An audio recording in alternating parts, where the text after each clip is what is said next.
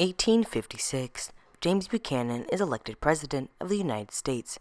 He declares that if Republicans get their way and all slaves are freed, Civil War is imminent. 1860, Abraham Lincoln is elected President. His anti-slavery views caused South Carolina to be the first state to secede from the Union that same year. 6 more states follow.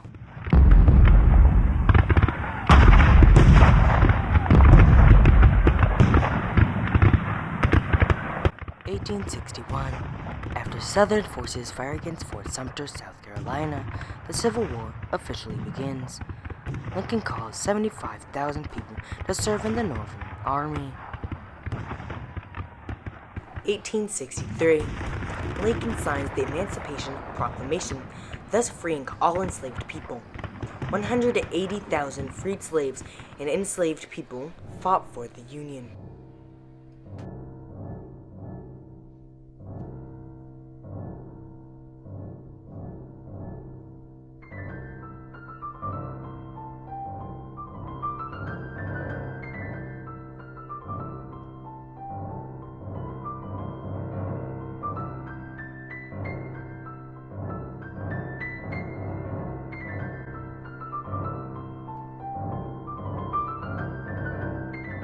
The communication between African-American spies and Union forces played an essential role in the defeat of the Confederacy.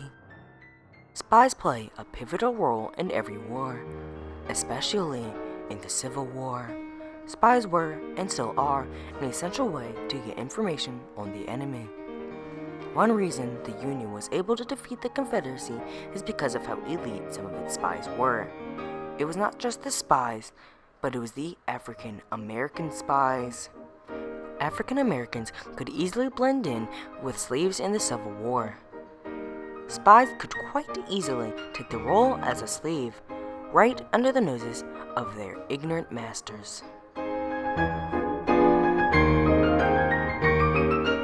An excellent example of this is Mary James Bridger Stedman, more commonly known as Mary Bowser. In 1843, she was freed by Elizabeth Van Lew. Bowser then got an education in the 1840s to the early 1850s, and she went to Liberia as a teacher and stayed there until 1860. She then came back to the United States and worked for Van Lew's spy ring to infiltrate the Confederate White House. There she gained access to official papers and confidential meetings, all without the knowledge of Jefferson Davis. This is why African-American spies were so successful. The racist Confederates simply did not pay much attention to what they saw as lowly and unintelligent slaves. The reason that Mary Bowser was highly qualified was because she was a great actor, she was highly intelligent, and she even had a photographic memory, so whenever she read the papers on Jefferson Davis's desk, she could quite easily copy them down into her mind. All Bowser had to do to stay unnoticed was to act dull, ignorant, and oblivious to what was happening around her. Davis did become aware that his house had gotten compromised, but he never suspected Bowser. Bowser then sent her information to her ringleader, Elizabeth Van Lew, who communicated it with Union forces.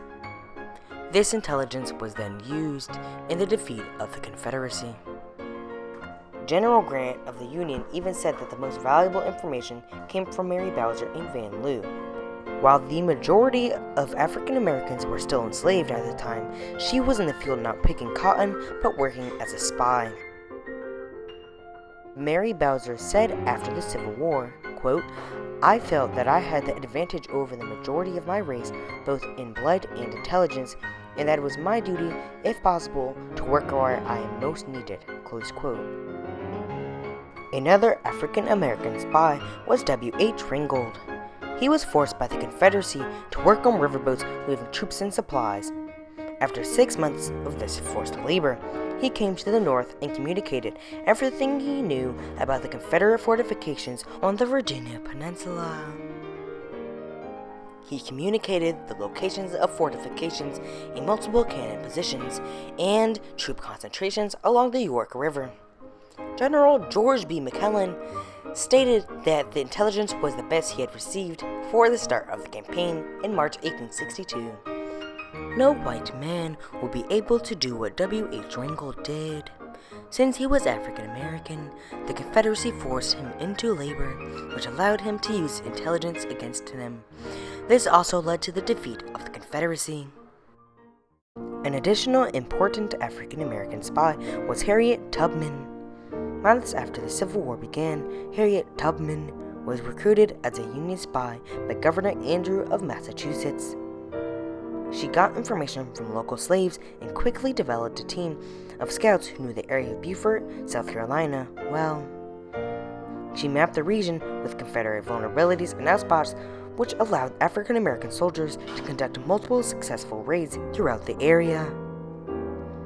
In mid-1863, Tubman traveled to multiple gunboats on the Combahee River to find bombs and disrupt Confederate logistics. Tubman found several spies who had placed the bombs and said that they would be granted freedom if they gave information on the locations of the aquatic mines. She then communicated this back to the Union generals. On June 2, 1863, gunboats were able to successfully destroy a Confederate depot, seize crops, burn the homes and holdings of Confederate sympathizers, and liberate around 800 slaves from local plantations. Out of those 700 freed, approximately 100 of them enlisted in the army. Due to Harriet Tubman's skill, no riverboats were even harmed when going up the Combahee River, and not a single Union soldier died. Thanks to Harriet Tubman's bravery and work as a spy, the riverboats knew exactly where every mine was.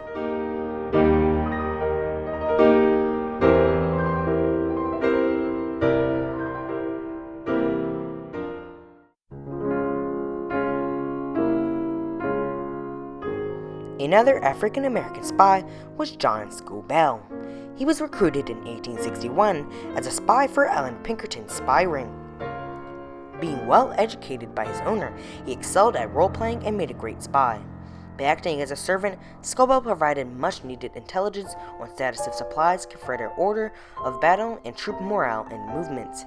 Since Confederates saw him as a simple slave, they carelessly left important documents and discussed troop movements right in front of his face, similar to Mary Bowser's work in the Confederate White House. Scobell also searched in African American communities and collected information on nearby conditions, fortifications, and troop dispositions. Yet another African American spy was Mary Trollvest. Trollvest heard her employer talking about the battleship called CSS Virginia, and once she realized the potential it had as a weapon, she stole the plans and brought them immediately to the Department of the Navy in Washington, D.C. This caused the Union to speed up their own ironclad, the USS Monitor.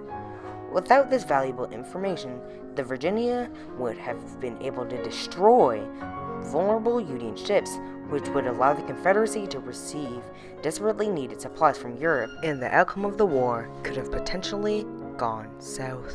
African American spies played a critical role in the Union's victory. As quoted by Allan Pinkerton, quote, "From the commencement of the war, I have found the Negroes of invaluable assistance, and I have never hesitated to employ them when, after investigation, I found them to be intelligent and trustworthy."